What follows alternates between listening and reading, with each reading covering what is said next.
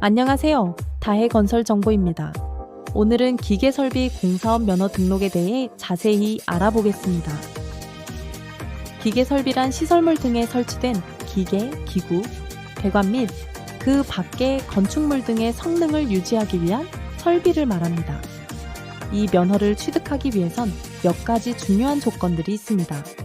그럼 지금부터 자세히 살펴보겠습니다.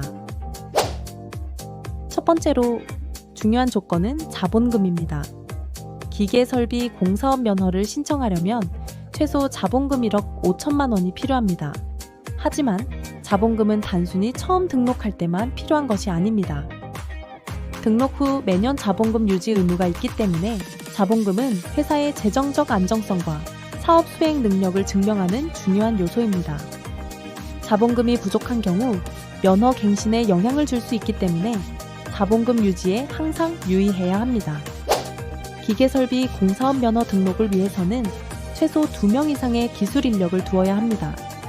첫 번째로 건설기술진흥법에 따른 기계 건축 분야의 초급 이상의 건설 기술인, 두 번째로 국가기술자격법에 따른 관련 종목의 기술 자격 취득자 중 2명 이상을 확보해야 합니다. 특히 기계설비 분야에서는 건설기술진흥법에 따른 기계 분야 초급 이상의 건설 기술인 또는 국가기술자격법에 따른 기술 자격 취득자가 포함되어야 하는데, 화면의 자격 중 어느 하나에 해당하는 사람을 1명 이상 포함해야 합니다. 예를 들어 기계설비기사, 기계설비기술사와 같은 자격증을 가진 기술자를 요구합니다. 세 번째로 중요한 조건은 사무실입니다. 면허 등록을 위해서는 상업용 건물에 위치한 사무실이 필요합니다. 이 사무실은 반드시 독립된 공간이어야 하며 기계설비 관련 업무를 수행할 수 있는 환경을 갖추고 있어야 합니다.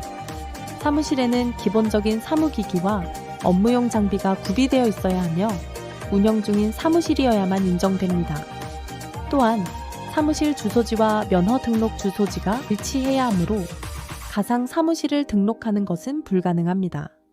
사무실이 실제로 업무를 수행하는 장소로 사용되고 있어야 한다는 점 꼭 기억하세요. 이제 면허 접수 시 필요한 서류와 절차에 대해 알아보겠습니다. 기계설비 공사업 면허 등록을 위해 준비해야 할 서류는 다음과 같습니다. 이 외에도 수입증지 2만 원을 업종별로 첨부하고 사업자 등록 주소지에 해당하는 기계설비협회에 서류를 제출합니다.